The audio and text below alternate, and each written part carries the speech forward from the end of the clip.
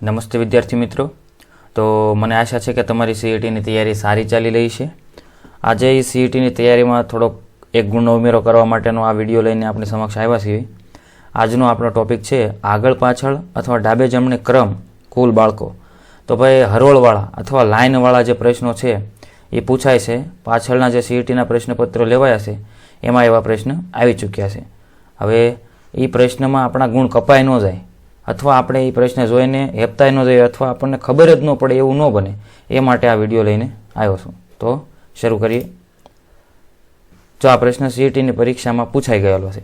પ્રશ્ન 1, એક લાઇનમાં સંગીતાનો ક્રમ જમણેથી 17મો અને ડાબેથી 34મો છે તો લાઇનમાં કુલ કેટલા વિદ્યાર્થીઓ હશે? તો ભાઈ આવું મોટો પ્રશ્ન જોઈએ એટલે આપણને એમ લાગે કે ઓહો આ તો બહુ અઘરું હશે, આ કોઈ ગણિતનો દાખલો નથી, પણ છે હાવ સરળ. પણ જો રીત આવડતી હોય તો, નહીંતર આપણે આમાં ટલ્લે સડી જાય, ગોથે સડી જાય. જો ગોથે સડવી અથવા ટલ્લે સડવી તો આપણો સમય આમાં બગડી જાય અને જે આવડતા પ્રશ્નો છે એ પ્રશ્નપત્રમાં બાકી રહી જાય, ત્યાં આપણો પેપરનો ટાઈમ પૂરો થઈ જાય. એટલે એવું ન બને એ માટે જ આજનો આ વિડીયો છે. આગળનો પ્રશ્ન જોઈએ તો ઈનો પૂછવો હોય તો એની જેવો આ બીજો પ્રશ્ન પૂછી શકે કે ભાઈ પ્રશ્ન 2, એક હરોળમાં કુલદીપની આગળ 13 વિદ્યાર્થી બેઠા છે અને તેની પાછળ 15 વિદ્યાર્થી બેઠા છે તો હરોળમાં કુલ કેટલા વિદ્યાર્થીઓ બેઠા હશે?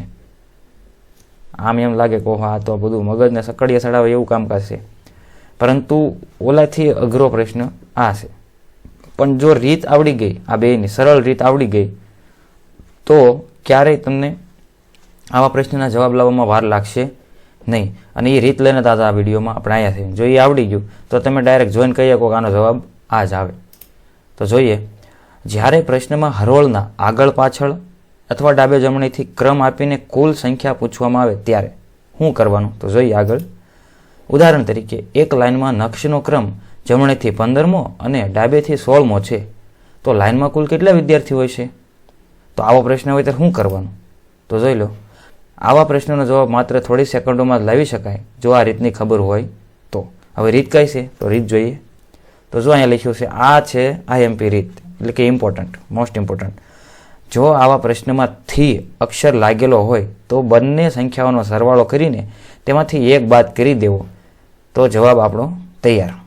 તો ભાઈ જો અહીંયા થી છે એની નીચે આપણે લીટી કરી છે મેં બે બાજુ, તો આનો મતલબ શું થાય છે કે થી શબ્દ આમાં આવ્યો છે. તો થી શબ્દ આવતો હોય તો શું કરવાનું કીધું? તો બંને સંખ્યાનો સરવાળો અને ત્યારબાદ એમાંથી એક બાદ કરવાનું રહે. તો આ બંનેનો સરવાળો. હાલો દાખલો ગણીને જ જોઈએ આપણે. તો દાખલો આવી જાય, ઉપર આવી ગયો દાખલો. તો પહેલી સંખ્યા છે 15. શું કામ? તો કે અહીંયા થી લાગેલું છે તો બેનો સરવાળો કરવાનો, -1 કરવાનો.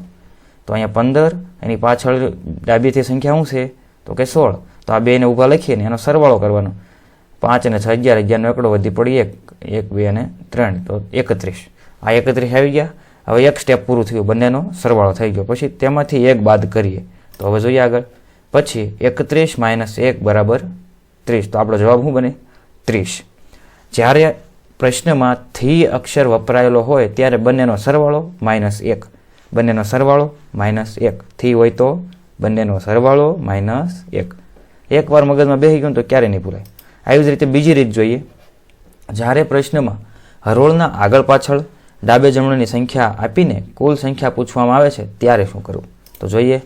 ઉદાહરણ તરીકે એક હરોળમાં કુંજની આગળ 17 બાળકો બેઠા છે અને તેની પાછળ 19 બાળકો બેઠા છે તો હરોળમાં કુલ કેટલા બાળકો બેઠા હશે? એક રીત આપણે જોઈ થી વાળી, આ બીજી રીત છે એ થી વગરની છે. આવા પ્રશ્નોનો જવાબ માત્ર થોડી સેકન્ડમાં જ લાવી શકાય જો આ રીતની ખબર હોય તો. તો કઈ રીત? તો જોઈએ. જો આવા પ્રશ્નમાં થી અક્ષર લાગેલ ન હોય તો બંને સંખ્યાઓનો સરવાળો કરીને તેમાં એક ઉમેરી દેવો, આપણો જવાબ તૈયાર. જો થી આપેલો હોય તો -1, થી આપેલ ન હોય તો બંનેનો સરવાળો +1. તો હવે જોઈએ દાખલો. તો દાખલો આવી ગયો છે. તો ભાઈ કુંજની આગળ 17 છોકરા છે તો આ લખ્યું, એની પાછળ 19 છે તો આ લખ્યું. હવે બંનેનો સરવાળો કરી નાખ્યો. તો કે ભાઈ આમાંથી એક આમાં જાય એટલે 8 8 2 16, 16નો છગડો વધી પડી 1 અને 1 2 3 તો 36.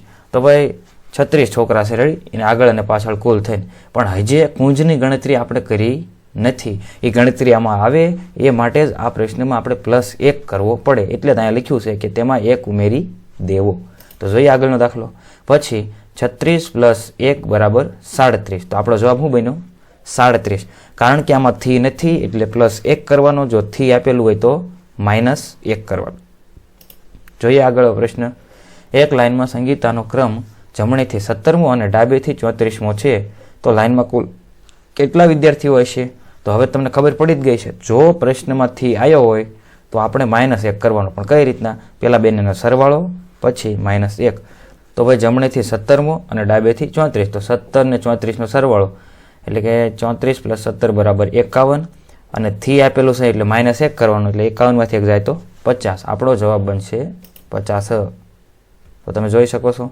આવી જ રીતે બીજો પ્રશ્ન એક આવે છે.